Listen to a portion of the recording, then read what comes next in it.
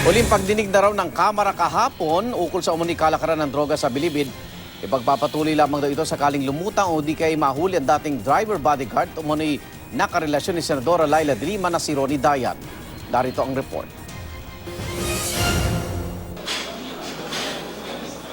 Sa unang beses na pagharap kahapon sa kamera ng convicted kidnapper at carnapper na si JB Sebastian, sinabi niyang mula sa sarili niyang bulsa nakita sa pagbebenta ng droga ang 10 milyong pisong donasyon niya para sa kampanya ni Noy Justice Secretary Laila de Lima. Itinanggi naman niyang kobrador siya ng drug money mula sa ibang drug lord sa Bilibid. Sabi ni Sebastian, sa dating security aide ni de Lima na si Jonel Sanchez daw niya iniaabot ang pera, kabilang ang may 2 milyong pisong Christmas gift niya kay de Lima. May narinig ako sa kabilang linya ng boses ng babae, nakaboses ni Secretary de Lima. At sinabi niya sa akin na, JB, Merry Christmas. At sumagot naman ako na, Merry Christmas din po ma'am. Natanggap niyo po ba ang regalo ko sa iyo? At sumagot naman si Secretary na, yes JB, Merry Christmas. Pero may pagkakataon ding personal daw niyang iniabot ang pera kay de Lima. Nung paalis na ako, sinabi ko kay Secretary de Lima, ma'am, may bigay ako sa iyong pera, paano to? Kay Junel ko ba iabot? Sumagot naman si Secretary de Lima na hindi ko kasama si Junel ngayon, iwan mo na lang dyan.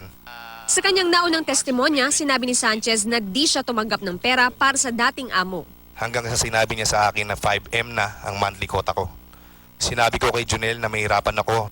Hindi po yun totoo, Your Honor. Wala pong katotohanan ang sinasabi niya. Taliwas sa bintang ni Sanchez, hindi raw nakarelasyon ni Sebastian si de Lima. Anya, si Sanchez ang nakarelasyon ng senadora. Habang kaming tatlo ni Junel at Secretary de Lima ay nagkikwentuhan, may mga pagkakataon na nakita ko silang dalawa na nag-holding hands at narinig ko na tinawag ni Secretary de Lima si Junel na sweetie. Sa puntong iyon, doon ko napagtanto na sila ay may relasyon. Salungat naman sa sinabi noon ni de Lima, itinanggi ni Sebastian na siya'y government asset. Hindi rin daw totoong siya ang malakas kay de Lima, kundi si Herbert Colango na nakapagpasok noon ng beer sa Bilibid. Sa testimonya naman ng inmate na si Vicente C., sinabi niyang si Sebastian ang dahilan kaya siya nailipat noon sa Mindoro Jail. Si JB mas malakas. Bakit siya mas malakas sa tingin mo? Di Lima ang... Di Lima kabikan niya eh. Ano? Di Lima. Siya may... Tsaka siya... De Lima. Tsaka siya malakas. Tanaka... Ko lang kung bago pa lang eh. Siya tanaka mataka na... May pulong pa raw na ipinatawag si Sebastian para tipunin ang mga gang leader na magbenta ng droga bilang pagsuporta sa kandidatura noon ni de Lima.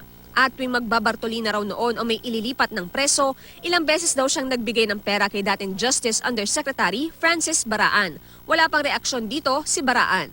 Sa supplemental affidavit ni dating NBI Director Rafael Ragos, sinabi niyang humingi umano si Dayan ng pera sa kanya para sa kandidatura ni de Lima sa Senado.